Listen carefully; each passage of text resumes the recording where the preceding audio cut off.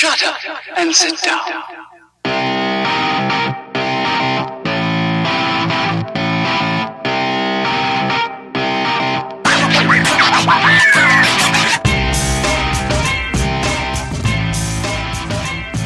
Hello and welcome to the Nerds at Large Spoilercast for Star Wars Rise of Skywalker, aka the last of the Skywalker Saga, apparently. Wow. It's the last Star War. The last Star War. There are no more Star War. It's all just Star Peace from here on out. Tell that to the Game of Thrones guys. We'll see. I guess their stuff was canceled anyway, right? Yeah, that was karma, dude. Yeah, honestly. Well, I am Darby Hallman. Episode 9. And I am Will Outlaw. That is Will Outlaw. And I just saw episode 9 yesterday, last night. I think Will saw it a few days before that. Yeah, I saw it Thursday night, so it's not as fresh, but I still remember. I remember. Oh, he remembers. Is that good or bad? We will find out. If you haven't listened to any of our Spoilercasts before, even though the spoiler is in the name, we actually start out spoiler-free, which was maybe an oversight in my part naming the podcast, but, hey, we're here. We're doing it. So we're going to start with a very brief spoiler-free section and then move straight into spoilers. We will warn you a lot before we do it. So just briefly, Will, let's start with you. I'm just gonna throw it to you first, so I can just lean back and. What do you think overall about Rise of Skywalker? I don't think it was like garbage. I'll tell you that. I also don't think it was great by any means. Mm-hmm. I thought it fell pretty deeply into mediocrity. If not, I think there are some parts of it that are just straight up not good. But, I mean, out of all that, there are certainly some moments that, as a fan, you can appreciate. They are certainly fan service, but I don't think they didn't come off to me as overly. I don't know. It didn't feel like he was really trying to win us over in that sort of way. I didn't feel like. So, I mean, Rise of Skywalker. I guess we'll do rankings later, so I don't want to do that immediately. Yeah.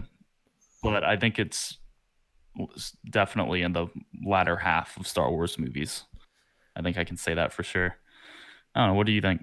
Yeah, I agree with a lot of what you said. I mean, it's one of those that I feel like when I talk about it, I make it sound like it's absolutely one of the worst movies, and I guess it kind of is. I do think it's one of the worst movies in the entire series. But like you said, this is not like the people who are saying like this is worse than like 1 or 2. That's just absurd. I mean, no, just from filmmaking and cinematography alone, this is miles better than that. And it's a movie that you can just watch this movie, and I totally get how there are a lot of people who are especially a lot more casual about Star Wars or just movies in general that will watch this, and there's a lot to love here. I mean, even there's cool character moments for even characters that I had kind of stopped caring about. That there was cool moments in here for them. The action was just amazing. It was like some of the best in the entire series. The John Williams score was awesome. There was so much good about it, but my biggest problem is just, especially in the context of this entire trilogy, this movie just really, it was just, there was not much satisfying here for me. I think. Yeah, absolutely. Yeah, this movie just, from some actual just straight up plot reasons, but then also just a lot of tone and messaging, this made an already inconsistent feeling trilogy just that much more. It threw it occur. You know what I mean?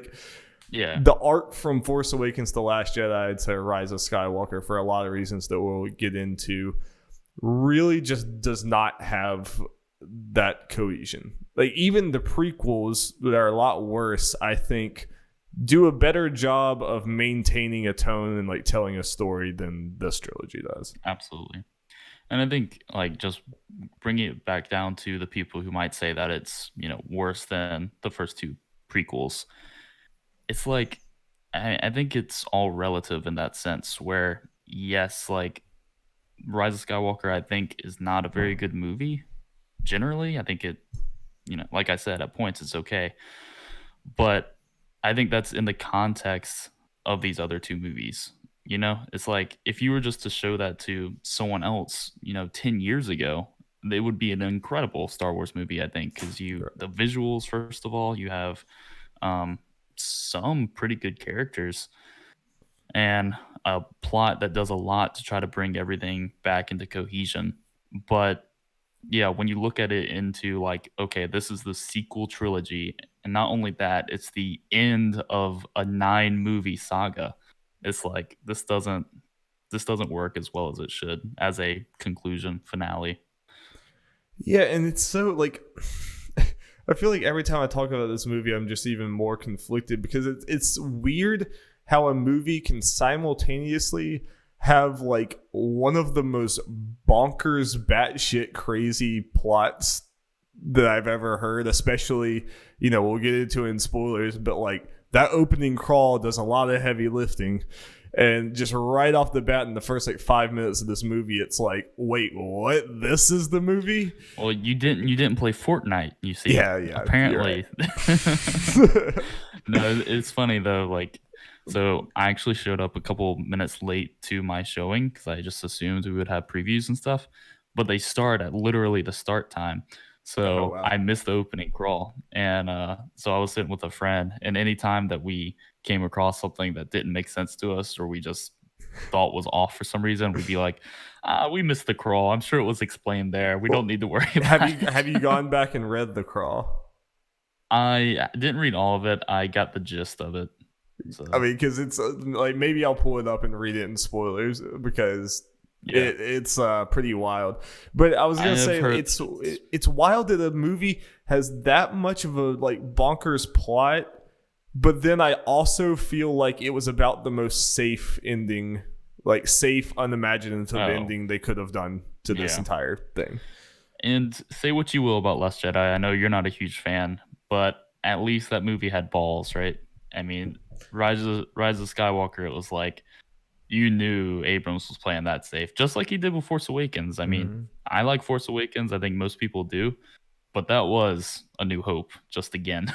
Oh, straight and up. I think Rise of Skywalker is just like, hey, I'm trying to give you what most people want, and we'll see if that works out. And for some people, it did. And that's what, like, I think we will be until the end of time picking apart Disney's choices with this trilogy. And I think very obviously having, I mean, it's not even just having the different directors, right? Because the MCU has a different director for like every one of these movies all the time. But they have a Kevin Feige at the top saying like, yeah, you can play around within this space, but we have this overarching goal in mind. And I just, it's crazy to me.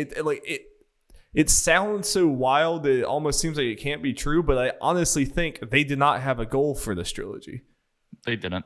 There's no way. It's just crazy to me. You'd think about, yes, the MCU is definitely the best example, I think. But even something like every TV show in the last 10 years or more has a showrunner, right? Vince Gilligan created Breaking Bad. And even though every single episode was written by a different person and directed by a different person, he was there the entire time, making sure that the plot points met where they needed to meet and the story went where it needed to go. And the sequel trilogy didn't have anyone like that, which is nuts. I just can't believe that. And it's crazy that it comes from the same. It comes from the same people as Disney, and like you can see elements of the MCU in here. Like the MCU, for the most part, kind of has. Like it's character driven, not plot driven. Like if you drill down the MCU to its bare bones plot, it's not the most innovative or interesting thing in the world, but the characters kind of like drive that. Star Wars tried to do that, but they just It really just seems like JJ, like Rian Johnson was just given the sequel to JJ and was like, hey, what do you want to do? And it's, whatever he wants to do, he gets to do. And then it's just handed right back to JJ, and it really, honest to God, feels like JJ's like had no clue. He's like, oh, this is what he did with my stuff? Oh shit. All right, well, I'm just gonna I'm gonna keep doing what I thought I was gonna do. It just kind of like there are literally like character arcs and stuff that were set up in The Force Awakens, changed in The Last Jedi, and then continued in Rise of Skywalker, just like the middle one didn't happen, which is insane. I mean, from what I was reading, he basically admitted to the fact that, he said he had like shapes in his mind of where the story was going to go. But what we need to remember is that it's not like he was attached to direct the first and third movie with a second in between, someone else to do. He was literally just going to do the first, and then someone else was going to do the second and the third, and then he got called to do the third after the second came out. So it's like he wasn't expecting to do more with these characters, right? Which is just crazy. Yeah, it's just wild that, like, bringing back Star Wars was such a big deal. Like, leading up to Force Awakens, it was just fever pitch excitement. Hey.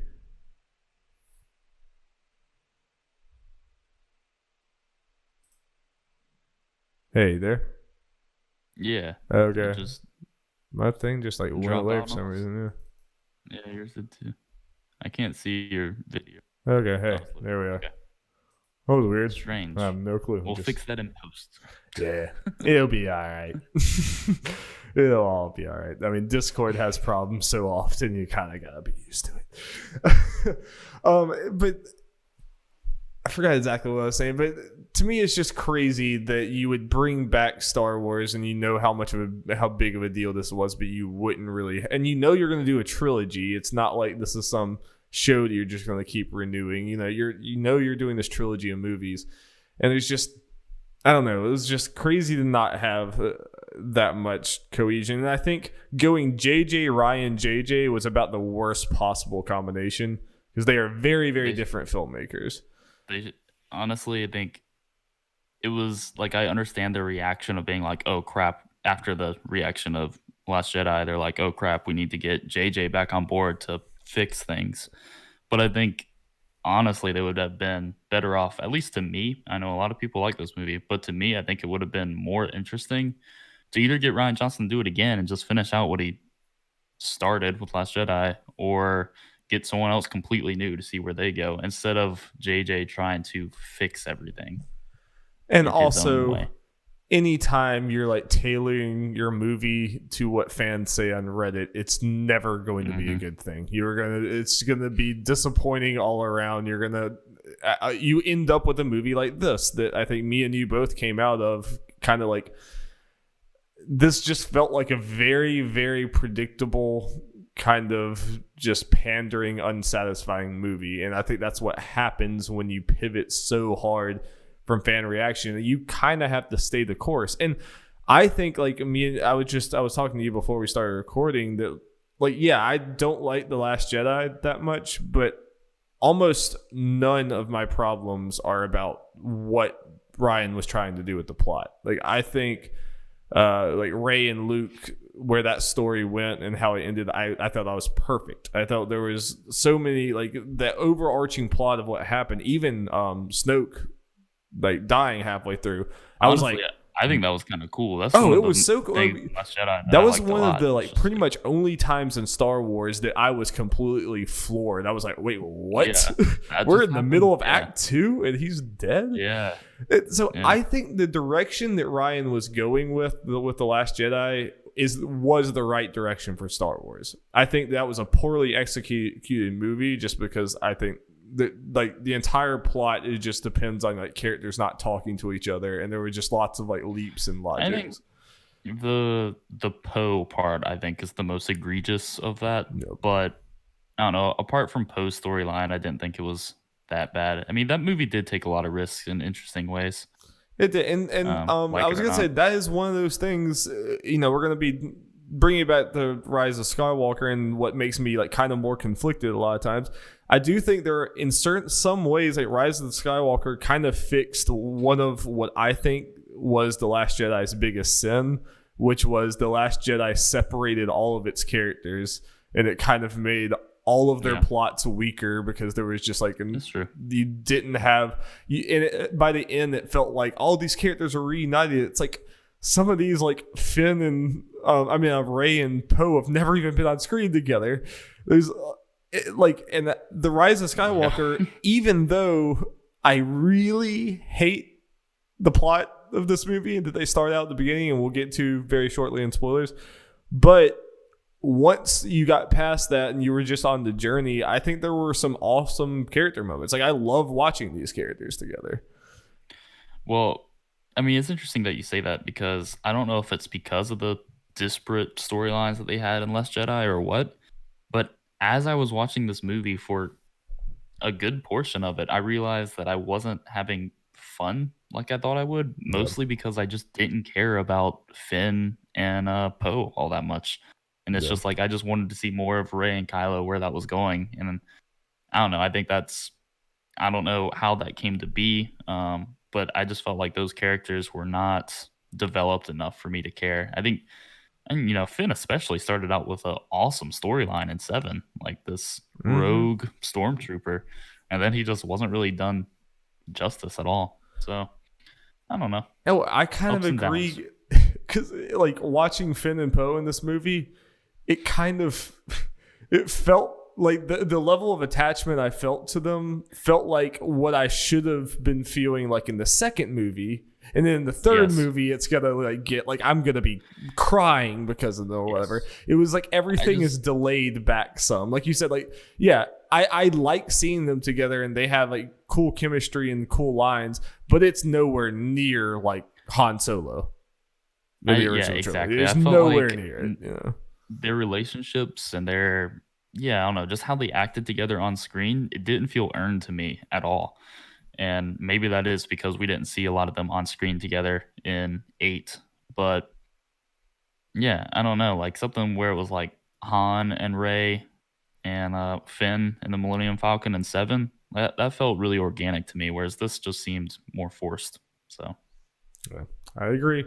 And before we get out of spoilers, the other thing I think that contributes to all of this movie's problems is this movie just moved at a breakneck speed that like did not let anything develop how it should. Mm-hmm.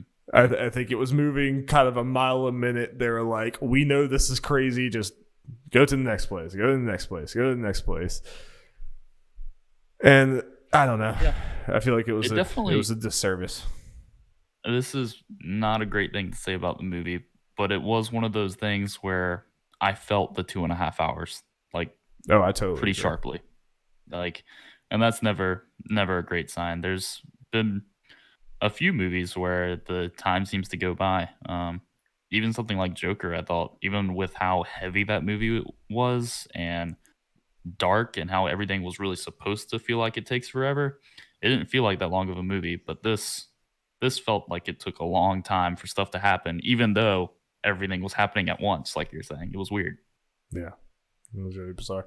All right, well, do you have any last spoiler-free impressions before we I feel like the longer we talk, the more we're in danger of slipping up. For sure, yeah. I would say, I don't have anything else to say except go see the movie and judge it for yourself. Yeah. I think we're just two people. A lot of people, like we've been saying, really like the movie and had fun with it. So go see it. And I can totally see it. I can totally see people. Yeah. It's. And I don't like it mostly because of how much we like pay attention to this stuff and how much we're invested. And even if you are super invested, this is just going to hit people different. You want different things from Star Wars, and yeah. Alrighty, so from this point onwards, full spoilers. You've been warned. Go away, run away, go see the movie. Come back. Give me that crawl now that I missed. Yeah. Okay. Like, I mean, you can just tell me if you don't want to look it up. Doesn't matter. Let's see if I can find it. It's basically what I you go ahead. heard people saying. What I heard people saying was just that it was like the Emperor's back. He like made his presence known to a whole bunch of people, and Kylo's coming to find him. If you're ready. Okay, yeah. Okay, episode 9, Rise of Skywalker. This is the first 3 lines. The dead speak! Exclamation point. I did hear someone say that. The galaxy has heard a mysterious broadcast, a threat of revenge in the sinister voice of late Emperor Palpatine. General Leia Organa dispatches secret agents to gather intelligence, while Rey, the last hope of the Jedi, trains for battle against the diabolical First Order. Meanwhile, Supreme Leader Kylo Ren rages in search of the Phantom Emperor, determined to destroy any threat to his power. Why is all of this in a 3-paragraph opening crawl before the movie? Honestly, like, I actually think this movie could have been a lot more fun and exciting if we had no idea the Emperor was coming back. Yeah. If that was just like, if that happened at the beginning of the movie where we just got that, not even in the crawl, but we just got that radio call or whatever of Palpatine saying something, that would have been pretty interesting. But to have it in a crawl, and not to mention all the posters and stuff. Well, let's just talk. I think it's time to talk about. Let's talk about, because I honestly think we could talk about this for a long time in a lot of like ways that involving the movie and involving just the philosophy of making this movie. What do you think about having Palpatine be the villain of this movie, and how they handled it? I'm not upset that they did that necessarily, or at least I don't know. Like, I understand. I think they're trying to tie it into the whole saga, right? And it's not just the sequel trilogy anymore. It's tying up the entire saga. So we need someone from all 3 parts. But when I was scrolling Reddit after I watched the movie, I did realize someone pointed out that with the Emperor being alive, it basically negates the idea of Anakin being the chosen one. Yeah. He's still alive. It's like nothing changed. And I didn't think about that at first, but I think that does hurt that idea quite a bit. Did you like that the Emperor was back? No. I really don't. For many reasons. I mean, I think one, I do think this retroactively weakens the original trilogy, just in the fact that, I mean, that was the original trilogy was in a lot of ways a much simpler story than this trilogy is. Like, better, but it's a simpler story. And it was, I mean, like that in Return of the Jedi, just that whole throne scene is just phenomenal, and I just like love it. It just feels like this culmination with taking the Emperor down, with Anakin being the one to do it. I don't know, like that is one of the most perfect like Star Wars scenes to me, and I think for him to bring him back and to kind of be so cavalier about explaining it, there's just not much of an explanation at all. I don't know. It felt off to me. If you're gonna do that, I think it needs to be set up much better than an opening crawl, like you're saying. That needs to be something that catches you off guard. I think it shouldn't be something that's just, I don't know. Well, and the movie was almost treated it like, yeah, you've seen the trailer, so you know that Emperor Palpatine's coming back, because like within the first like 5 minutes of the movie, you're already like, you see him, and you. Honestly, it would have been more interesting if it was just Snoke who had come back. Yeah, Well, and it also like then it wouldn't feel as betraying as Palpatine did. Well, I also like can't help. I think. Go ahead. I was just gonna say, like, I mean, I don't think we're talking about this big of a spoiler quite yet, but obviously they put the Emperor in for a very specific reason. We'll get to that too. and I think that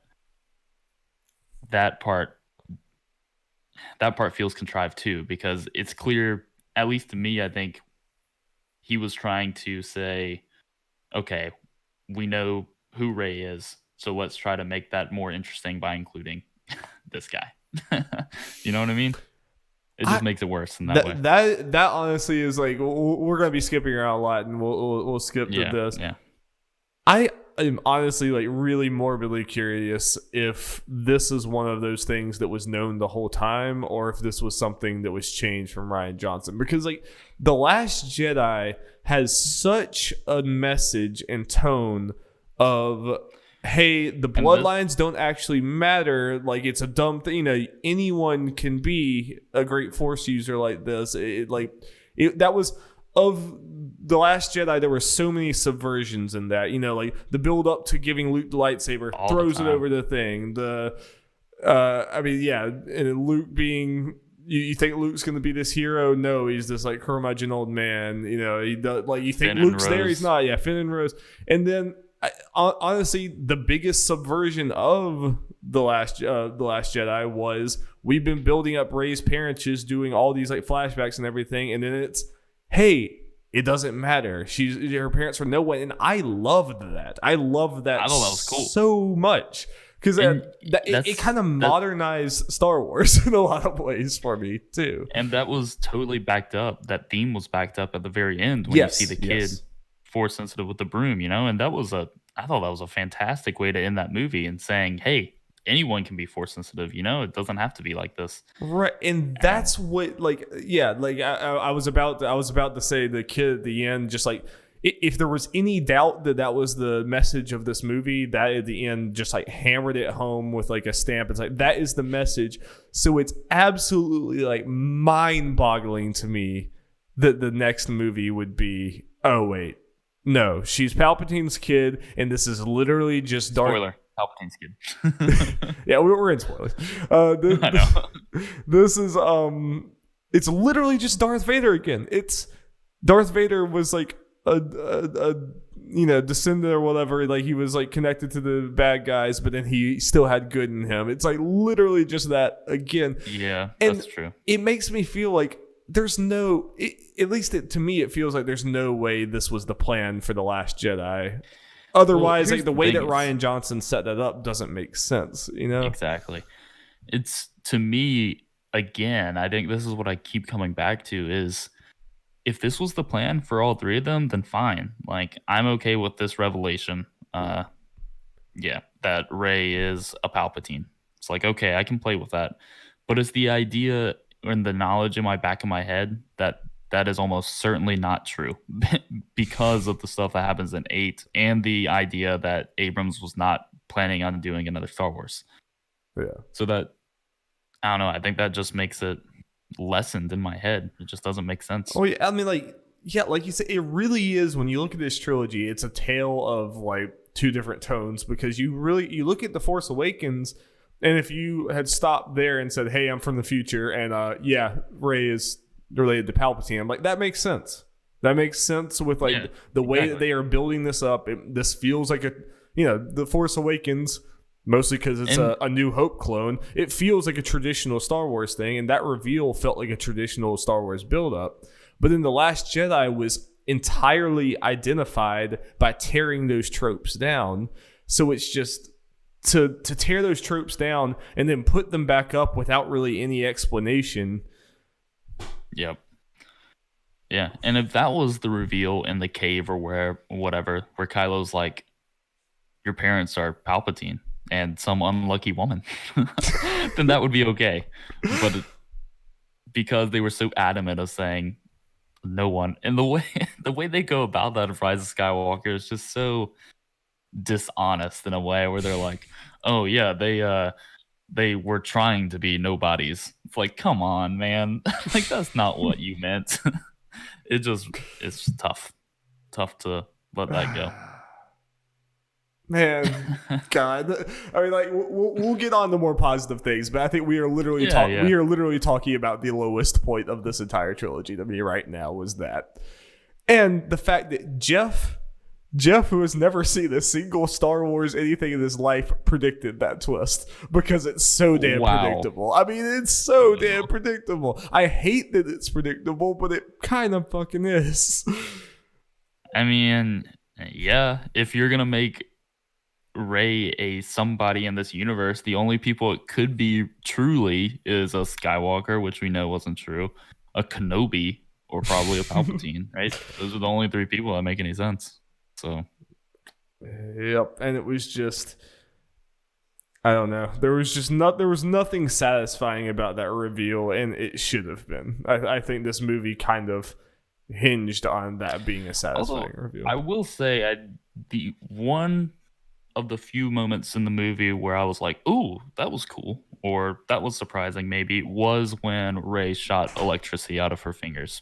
I thought that was pretty cool. That was something I wasn't expecting, even though the repercussions of that were immediately followed up with nope. I was about to say, sadly, like, I agree with you, but that also makes me transition to another whole section of things I don't like. I'm so sorry for how negative this. I swear, I have on my notes here, I have down here positives, and there's like several things there, so we will get there. But I mean, I guess we can talk about that part of the plot real quick, make that a positive. So basically, like, Chewbacca gets captured, right, at a certain point in the movie, and Kylo comes from nowhere, and basically Rey is bringing the ship back to the land with her force powers, and that's a pretty cool moment. We don't usually see people moving stuff that big with the force, right? So that was pretty cool. And Kylo's pulling it on one side and Rey's pulling it on the other, and it's a pretty cool scene of them just like both showing their strength. And then in the middle of that, Rey's focusing so hard that lightning, this Sith power actually comes out of her fingers, which is a part of the theme of this movie, is her fear of becoming something else, becoming part of the dark side. So it was cool to see that traditional Sith power go through her, and she blows up the ship that Chewbacca's on. Well, and I'll say that, we'll get to my negative thing of it, but zeroing in on this, I also think the moment that happened is probably the best acting in the movie, is Rey, Finn, and Poe's reaction to that. They legitimately were horrified. Like, she was just completely like she's gonna have PTSD for this. Like, she felt, and I thought that was really powerful. Yeah, go ahead. Yeah, absolutely. I think they scream. I mean, it's a great moment, and I think that was like right towards the middle of the film. That really could have been a very cool, peak in the plot. Yeah, and that's where it just didn't turn out. Yeah, that's where I'll say one of my big bullet points here is just the fact that I feel like every time they hinted that there being stakes in this movie, they stopped short every single time. Chewie, that could have, even with the plot, even with the Palpatine reveal that I didn't like or whatever, what if when she did that, she actually did kill Chewie? And then she had to, whenever she's later on in the film, she's trying to get rid of her lightsaber and everything, and Luke's trying to talk her out of it. What if she says, no, she's horrified, she killed her friend, and that's there's also instantly just improves the movie.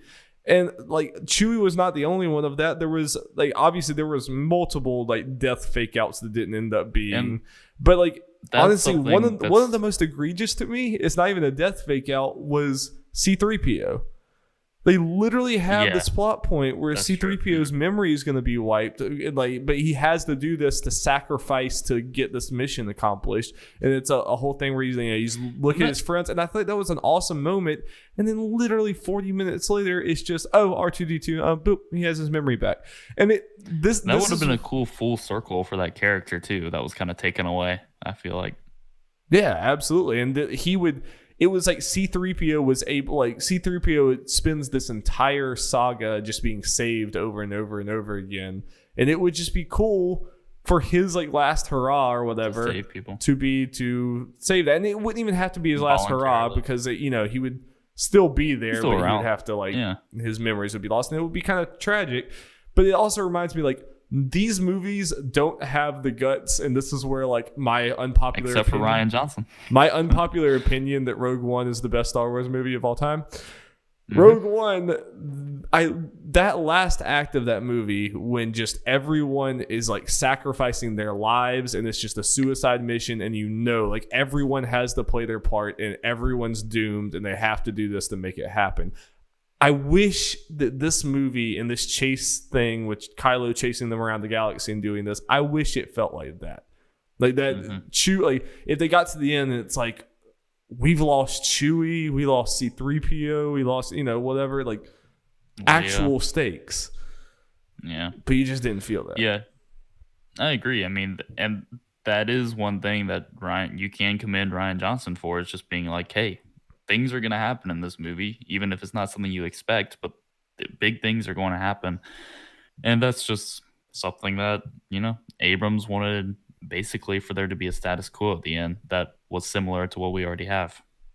That's what happened. I mean, but just the frustrating thing is you want the emotional reaction, but you don't want to have to deal with the consequences of actually getting rid of the character, It's a manipulation for sure. And I think that's why people are upset with those two parts for sure. And it's such a kind of old movie thing. I mean, I hate to say it, but there's like Walking Dead, Game of Thrones, there's like very popular series now that will take that expectation that you're like, oh, well, the good guy's gonna be okay even if it looks like they're not. It's like we're past that point now. I mean, I hate to use this term in a bad way because I'm such a big fan, but it felt very old school comic booky, where it's like, oh, this bad guy that from a long time ago is back, because bad guys don't die. And yeah, these two heroes, you're going to feel like they're in trouble, but they're not going to be because they're heroes. And it did very much feel like old superhero comics in a way because of those tropes.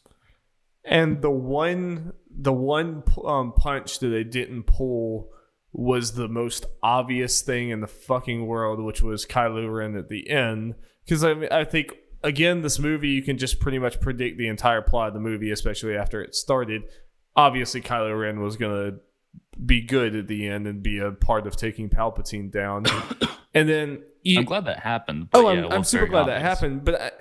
I'm even okay with him dying, but for that to be the only thing, it was so... You saw that coming a mile away, because there's no way they were going to have Kylo Ren alive and then go back to the Resistance and live a happy life, because...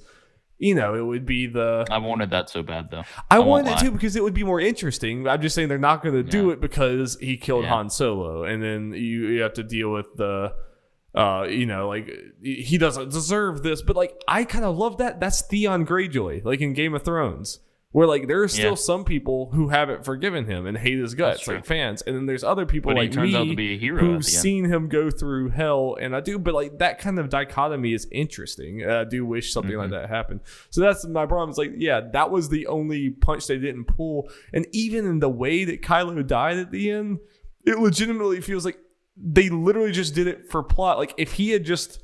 If he did what he did and got up and walked away, no fan would be like, oh, he should have died.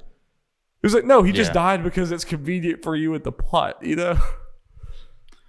And I mean, the way he died, that's another plot contrivance that was created specifically for this movie. And it's that was for sure Chekhov's gun at the beginning of the act. It's like, oh, there's this new force power. You can give people life force. Very cool. And then at the end, of course, that's what kills them, right? Saving someone's life. And I see what they're going for there, but it just... I don't know if they were expecting that to be surprising. It was not. It was not. It was certainly not. So, yeah. And then the other thing, and I think you talked about this a little on Twitter, we've kind of talked about the beginning and the end of the movie, but I think the middle was probably actually the weakest part, just because it was really just a MacGuffin chase. It was just MacGuffins. Two MacGuffins, right? Yeah. They finished one quest and were given another, and I think that's where I felt a little bit off. It's I understand you have to get the plot from one place to another. MacGuffins are great for that. It happens in pretty much any blockbuster. But the fact that they finish one and then they're just given this other object that they don't know about and have to do it again, it just felt weird. It was one of the most video game ass things I've ever seen in a major movie. Yeah, absolutely. I mean, there was like a literal mystery box. It's just, I don't know, like that style of storytelling. It just, you could kind of, it was like you were seeing behind the curtain into the writer's room where they're like, all right, well, we have to have a bunch of character moments and witty banter. Oh, well, how are we going to make them together? I don't know. There's a Sith Wayfinder. The fuck? Yeah, exactly. And I don't know if this would really qualify quite as much as a MacGuffin. But again, this is where The Last Jedi was interesting, at least, even if you don't like it, because Finn and Rose go on this quest to find something. I can't remember what it's supposed to do, but they end up not getting it, right? And that was interesting. It was another subversion. It felt like, it might be, you might get out of the movie and be like, oh, that was stupid. That was wasted time. But to me, I was like, oh, that's cool. Like, their plan didn't work. And that's new. So that was frustrating. Yeah. I was going to go back to Kylo Ren real quick, just because I think it's important to say that I really like Kylo Ren. And all three of these movies, I think he's actually more interesting than Rey, even though I do like Rey too. But Adam Driver is phenomenal.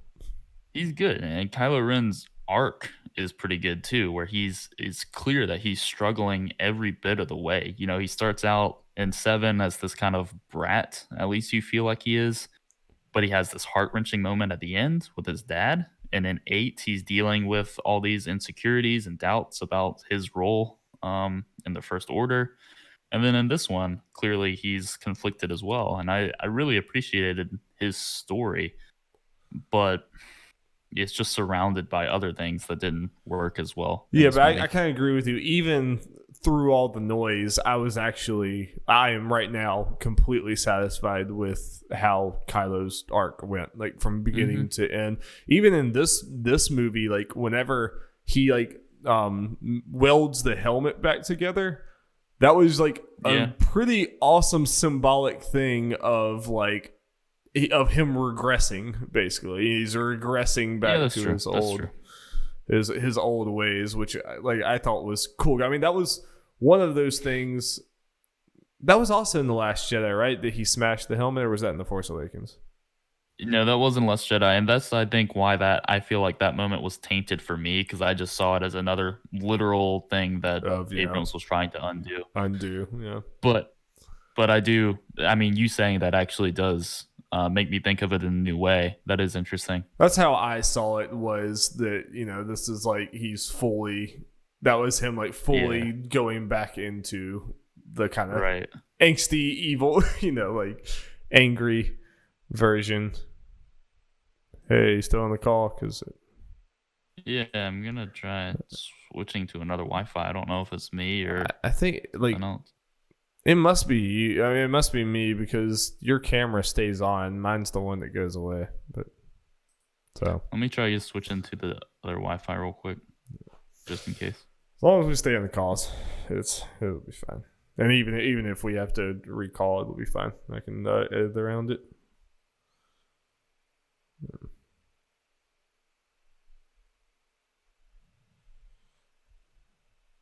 But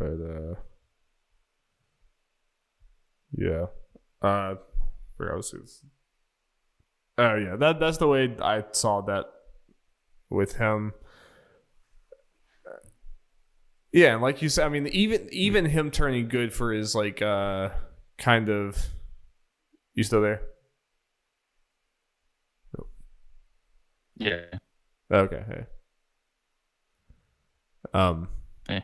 Even for as predictable as that was, I thought they handled it really well, and even him with Harrison Ford. I mean, I think it's a little, it was a little weird to have his vision be such an in-depth conversation with an actual Harrison Ford there, but the conversation was really good. I can.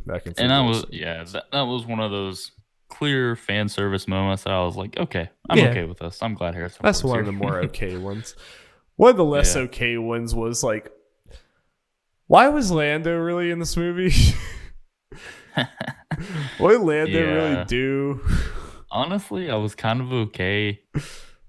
Like, I kind of just wanted him to be either in one part or the other, where it's like either he's just in that beginning scene where we see him in the festival or whatever. Yeah. And if that was just his part, then that would be cool. Or if he was just at the, the thing at the end, I thought that would have been okay. But yeah, he was just kind of there to be there. Yeah, I mean, it's not that big of a deal. It wasn't like that No, it's egregious, fine. but it was fine. They needed a character to do that, so I figure we should probably at least talk a little bit about Leia. yeah. Obviously, in this movie, they were mostly having to use like old Force Awakens footage and like cut footage from the first two movies. Last Jedi. To do her parts. And I do think, especially when you know that going in, you can definitely tell that most of her lines are just kind of generic things that they had to build the scene around. It doesn't feel completely natural. But I think considering what they had to go off of, I think they did, about the best they could have done. Yeah, and I would actually love to have seen the movie not knowing that she was gone and knowing that they didn't do that. Just because I don't know if it was that knowledge that kind of ruined that for me, but man, I felt like it was just, I don't know, just really contrived. Like, I felt like they were, I think they basically, I guess they had to do this and they admitted it, but it was like they had these lines that she says and they basically just had to go backwards and be like, okay, what can we say so that she can say this line? And it's like, I don't know, it definitely felt off, but I think, again, that was probably just me knowing that ahead of time. Yeah, and what can you do? She had to be in the movie, right? So. That's what I don't know what would be worse, having this or have them try to explain some way that Leia's not in the movie, because at least just with the plot they were telling and like with the way The Last Jedi ended, it kind of would make no sense, I was honestly surprised that she was in it as much as she was. I thought she was going to have a much smaller role. So I think definitely a lot of it was like paying tribute to her, which I think is good. I think whenever she did die in this movie, I almost feel like there were some scenes that we missed or something, because it just seemed like very sudden, like, oh, she's dying? What the hell? It's like, wait, what happened? Yeah, it's like, that escalated quickly. It's like, okay. But again, all things considered, I don't think she was in the movie so much that it like ruined the movie with the weirdness. No. It was, It was, honestly, it was just like, I think 2 separate long scenes or something. It wasn't like throughout the movie or anything like that at all. Yeah. Unless you have something. We saw her with the lightsaber, which was a good, cool moment. Or not really her, but a computer version of her with the lightsaber. Oh, for Leia? Yeah. What'd you think about that? I think it's cool it was a cool nod. Obviously, probably not something they had planned long ago, but whatever. This is the cool fan service of just her. We learned that, like, oh, she actually was trained and she was training. I thought that was awesome. I think that was cool, and that definitely, it makes sense.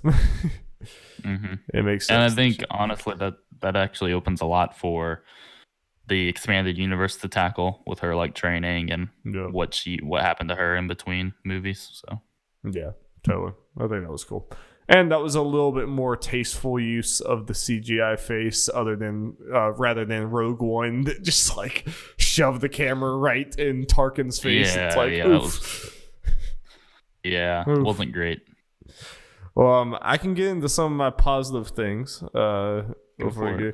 I'm interested to see what you think, because like I think you kind of agree with me and a lot of other people that some of my one of my big problems with The Last Jedi is I feel like humor was handled pretty poorly. I feel like there was a lot of times the humor just felt like a MCU type humor kind of like shoved into Star Wars, and I don't know, at least for me, a lot of times it fell flat. I actually think the humor in this movie, I actually think fit. It worked for me really well. Maybe part of that is just the crew that they had going together or whatever, and just the kind of somewhat wacky nature of the MacGuffin search. But there's certain things like I think probably my favorite line in the entire movie, probably one of my favorite lines in the entire trilogy, is when they fall down in the quicksand, and then he's like, Poe is shouting for Finn and Rey, and C-3PO says, "You didn't say my name, but I'm good." Yeah, that was good. Yeah, I remember that. Yeah, C-3PO is kind of always gold. We just don't really think about him all that often. He is always gold. He's literally gold. True statement. True. Well, no, yeah, I mean, I can't really recall a whole bunch of examples, but I did appreciate. I thought Poe's sense of humor was pretty good throughout. Yeah. Yeah. Yeah, definitely. There weren't any jokes that I can remember where I was like, "Ooh, I didn't get that one." Yeah, I didn't have like the equivalent of like the beginning of Last Jedi with Commander Hux, so that I'm like, what movie am I watching? Yes, that's true. That is true. There wasn't that kind of thing. Yeah. Oh, yeah. Man, we do. After these positives, we need to circle back on Hux and Poe storylines. Yeah, there were some weird ones too. Well, and I was also gonna say, like, in a weird way, and like I will probably end this video off. I'll let you try to convince me why my ordering should change. But I don't know if I will. I think Rise of Skywalker, I think for kind of as dumb as the plot is, and just kind of like bonkers, you just have to like accept a lot of things or whatever. I think the actual like way that the plot is constructed together is a little more structurally sound than The Last Jedi. Like The Last Jedi, that entire like Finn's entire arc, like storyline and everything, and like almost the entire conflict in the movie would have been solved if like Admiral Holdo had just, you know, communicated to her team like at all. So like that's part of my biggest problem with that. I don't think that this movie has that like plot hole is that big. It's just the plot itself is not super interesting. Yeah, I think it doesn't really have any plot holes because the plot is honestly just so loose, you know. there's not like that structured tight interweaving of plots for there to be those big gaping holes. But yeah, I mean, I'm not mad about that claim. I think and my last yeah, I was just gonna say I haven't seen Last Jedi since it came out, so I can't really recall just how blatant those were. But you know, to each his own. Well, I also just think the dialogue in general in this movie was actually pretty good. Like I think a lot of characters back and forths, and like like Rey and Kylo at like almost every time they were on screen together. I mean, like I was invested in every one of those scenes. Like whenever they're there with whatever the ship with Vader's mask in it, you know, in that scene when they're like going back and forth, those scenes, I'm like, I don't know, I just think that the back and forth between them is actually like really, really good, considering how much I don't really like the plot of the movie. It's like sometimes their dialogue and just their like chemistry back and forth was enough for me to be like, okay, I'm in, you know. Well, that was definitely the best part of Last Jedi, I think, is their interactions in their Force world or whatever. So, yeah, that makes sense. Which we do have to talk about, at least real quick. Yeah. We have to talk about the trading the lightsaber back to Kylo at the end. Yeah, through the Force thing. I thought it was pretty damn cool, to be honest. Because they had set up so many times that like they can interact with each other's environments. Yeah, I'm glad they set it up. I guess like I don't really understand how that makes sense, but of course we're talking about space wizards, so whatever. I mean, if you set it up to where this can happen, then yeah, that was a pretty cool moment. I won't lie. at least they've been setting this up since The Last Jedi. Yeah, you know, the raindrop like fell through in the last. At least we've had 2 years to marinate on this. And I would say that's one of the few times in the movie. That's one of the few times in the movie really surprised me. I should have seen that coming because she had 2 lightsabers, but for some reason I just kind of forgot she had 2 lightsabers.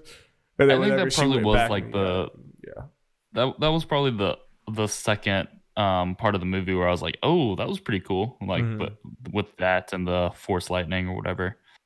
So both of those moments were pretty sweet. Yeah. Yeah, I agree. Well, Yeah, go ahead. What did you want to? Hux was a secret agent. Yeah, which was kind of cool, but then he was for some reason just killed immediately. I'm kind of glad that they didn't pull back on that. I mean, that's like the lowest stake punch for you to not pull back on. Yeah, one stake. Is Hux. I mean, I bought Hux doing that, trying to get at Kylo and whatever. Yeah. And I think that was just like a way of having the new Admiral, I don't remember his name, but that was just a way of establishing him as like the badass because he just saw through this whole thing. But it does kind of make it where it's like, yeah, Hux as a character altogether it's a weird one. He was just kind of in the 3 movies. Yeah. He was like a cameo appearance in all 3 movies. It's like, oh, all right. Yeah. I don't know. I don't hate it. I don't hate Hux being kind of the brunt of a joke a lot of times. No, yeah. Because it's kind of a commentary. Like he's obviously supposed to be this trilogy's Tarkin. Yeah, and he just wasn't. I do kind of like that, like, yeah, they set him up like he's gonna be this universe's Tarkin, and then he's just completely incompetent. I kind of like that. Yeah, that's a good point. I feel like there was some other character I was gonna talk about, but I can't remember now. Yeah, I feel like every time we do one of these plots, we either go through it like the entire storyline back to back, or we do this and like jump around a lot. But I think we've come close to talking about the whole thing. So one of the things that I thought was kind of stupid near the end was that, again, it was literally a Marvel movie circa like 2012 where the plot, or at the end anyway, the plot basically came down to a beam of light in the sky destroying everything. Yeah. Which I was like, wow, okay. Yeah, that seems straight up some Avengers 2012 stuff, and like it straight up got to be some like Dragon Ball type shit, whatever. Like he sends the lights at her and she reflects it with the thing, and they're like, ah. And even honestly, the life stealing thing or whatever, I'm like, it's like, am I watching? Is this some like? This looks like a straight up like magic fantasy thing. Like this doesn't feel Star Wars. Harry Potter or something. Yeah, no, it straight up felt Harry Potter in that moment. Again, there was weird stuff with the Emperor being the main guy of this movie. Just because, I mean, they didn't explain at all why there was like 1,000 Sith Lords or something in this Exegol place, Yeah. And then like Star Destroyers started coming out of nowhere. How did they build all those Star Destroyers? How did he get all these people? I mean, we didn't even really talk about it. How the fuck did he get off the Death Star? He fell down a giant pit, exploded, and then the entire Death Star exploded after. Yeah. How did this man survive?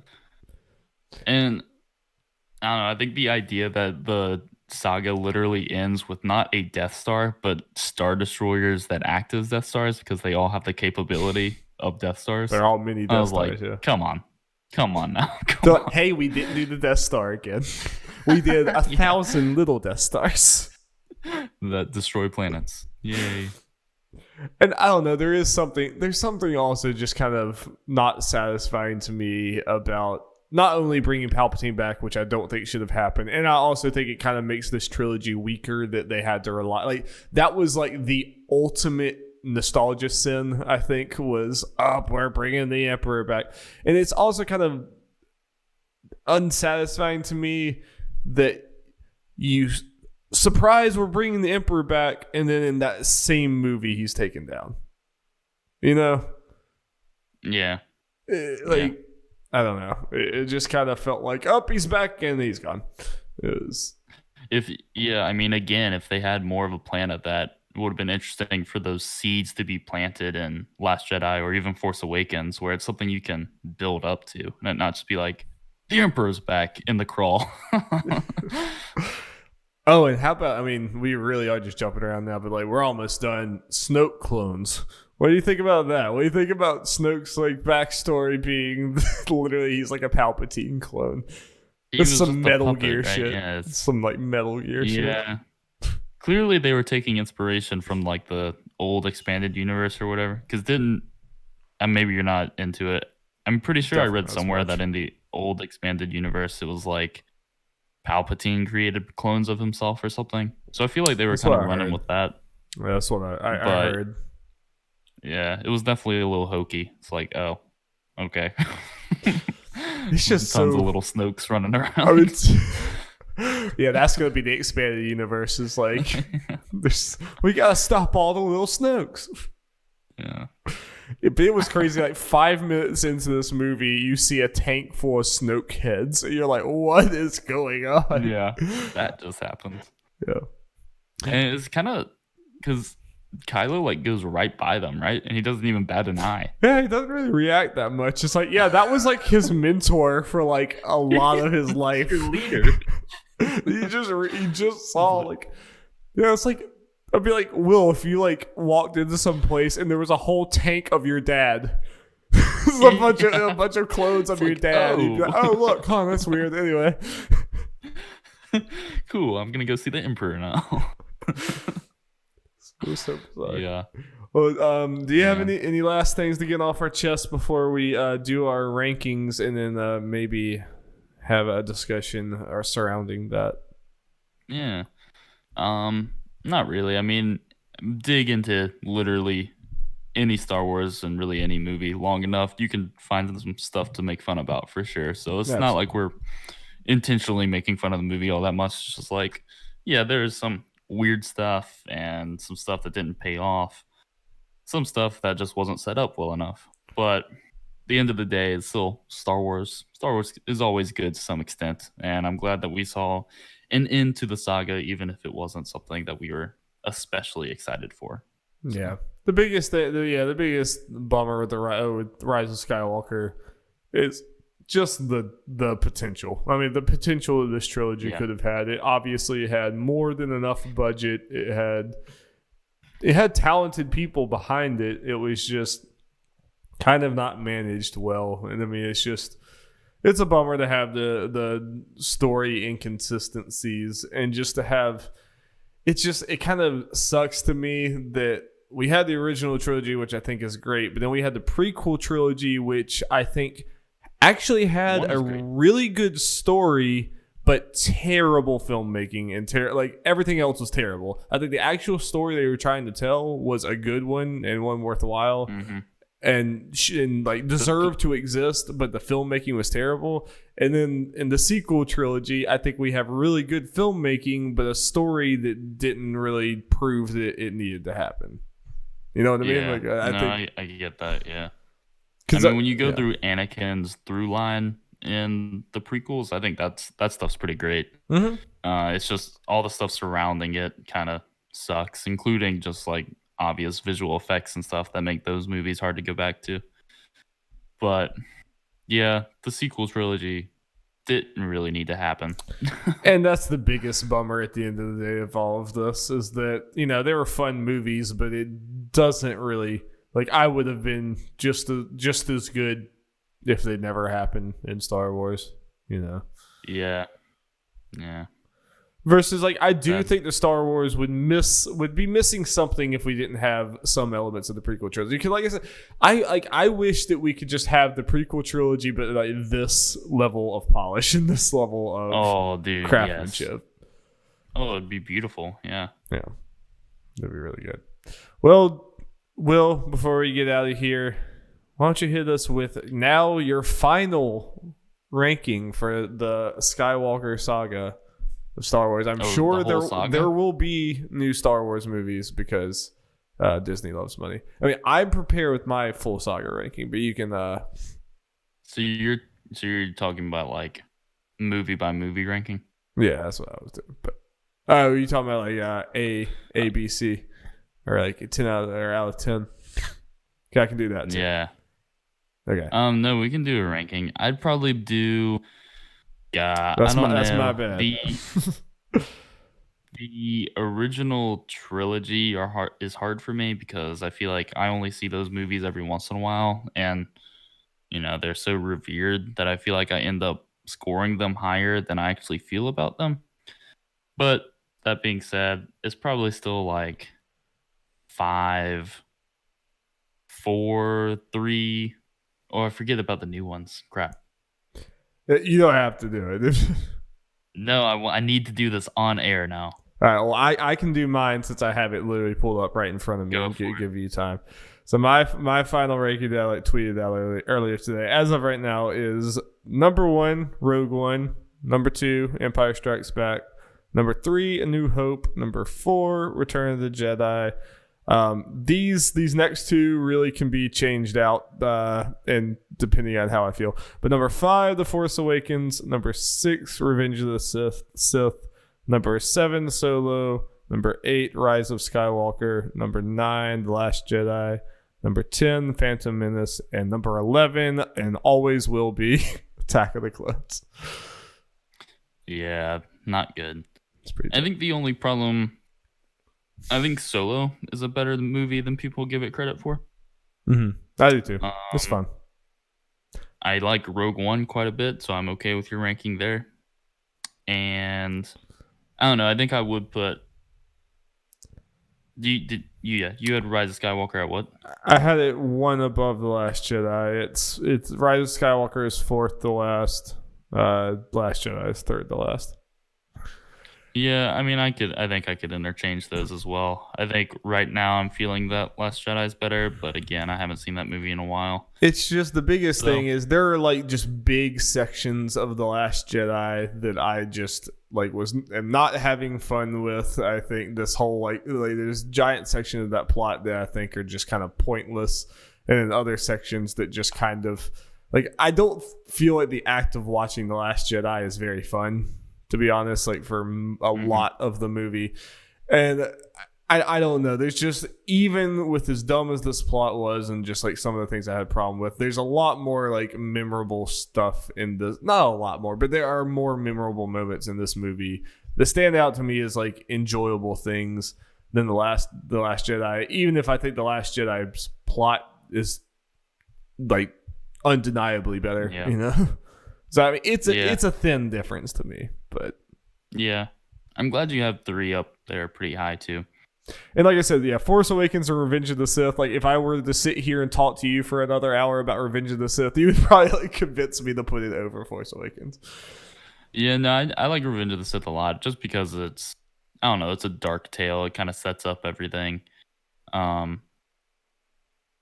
Yeah, but Force Awakens benefits from the visuals and just the excitement over the new trilogy. So I get that. Yeah. Yeah. So it is, you know.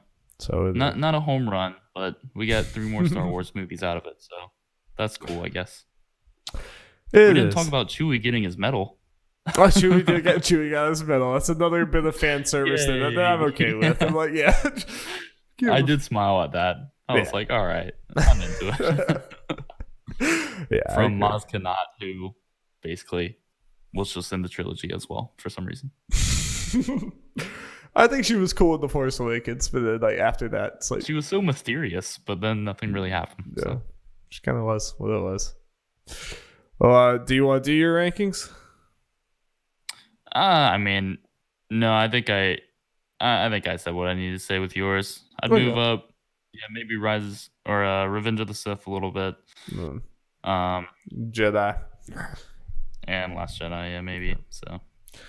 Alrighty. Well, I think that is it for us. I'm so sorry we sounded so negative. I hate being that negative. No, yeah, I think it's just fun to make fun of parts of that movie. And it's kind of what we do. We pick apart anything. We do the same thing with games and stuff. I mean, I pick apart the things I love as well. You know. Yeah, and I mean, I don't think either of us hate this movie at all. No. What would you, if you were to score it out of 5? Let's do 5. Five's always a weird one. This is just such a hard movie because there's just so many like basic things about the premise of this movie that I hate. But when you're actually watching the movie, like the actual just minute to minute process of watching the movie, is pretty fun. Like, there's some good things, but you have to swallow a lot of rough stuff to get to that point. I'm like struggling between like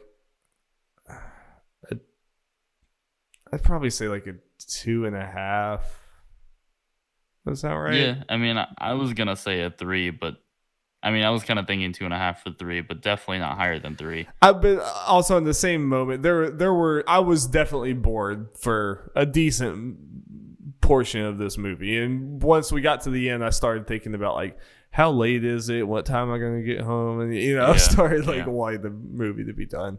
I would say 2.5. I think the last hour was pretty exciting, but it did take a while for it to heat up. Yeah.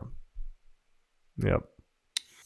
Well, there it is. All the right. Skywalker Saga. In the Skywalker Saga. What did you think about the Rise of Skywalker? Why are we wrong? What did we do? Oh, sorry. One last thing. Before we go at the very end, we do have one listener question from oh boy, Chad Michael Ennis from the Respawn Aim Fire podcast, which we just guested on. And you should go watch it because they are really cool guys, a lot funnier than us. And here is our one user question. Are you ready? Great. Yes. What do you think Jar Jar's genitals are shaped like? I feel like they're flat. For some reason. I feel like they're actually kind of flat. Not circular and flat. Just kind of flat.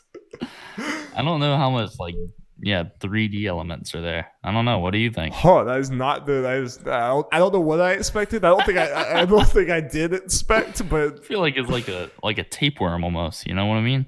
I picture tapeworm barbed like a cat. It's like, oof. Yeah. It's a rough business down there. I mean, have you man? Do they procreate? Jar Jar's a rough terrible individual. Let's see. Not elegantly, they don't, but just get the job done. All right, thank you guys so much for listening. Make sure you check out all the other things we do at Nerds at Large. The Nerds at Large gaming podcast posts every Monday where we talk about video games, what we've been playing, news, and all of that good stuff with Jeff. Nope, he didn't yell back. Yeah, he is there. He's in the living room. That's sad. Yeah. I should have just had him on here just to talk about Star Wars, even though he's never seen a Star Wars movie. Would have been great. Yeah. We also just started a D&D podcast called Nerds and Dragons. You can go find that on all the podcast services. It's me DMing. I'm writing the story and even doing the music for it. Lots of cool stuff. It's definitely one of the biggest creative endeavors I've done. I'm really looking forward to it. And that has Jeff, Jacob, and Alex all on it as players. I think that's going to go some cool places, especially once the first arc is a pre-written campaign, D&D pre-written campaign, and then I kind of changed the ending to go into the stuff I wrote. So, sweet. If you ever seen the Adventure Zone from the McElroy brothers, that's absolutely the style I'm aping on this. It's a very rules light but story heavy. So if you're not into D&D like we really aren't either, I think you'll still love it. And cool. Stay tuned to the Nerds at Large Spoilercast for future things. We'll definitely do a BoJack Horseman Spoilercast when that final part of that season. Man, I can't take it. My emotions can't take it. That mid-season finale, it hurt. It hurt me. Yeah, it's another podcast. Maybe you can join on with us. That would be fun. That'd be cool. I love All that right, show. thank you guys so much. Bye. All right, see you guys.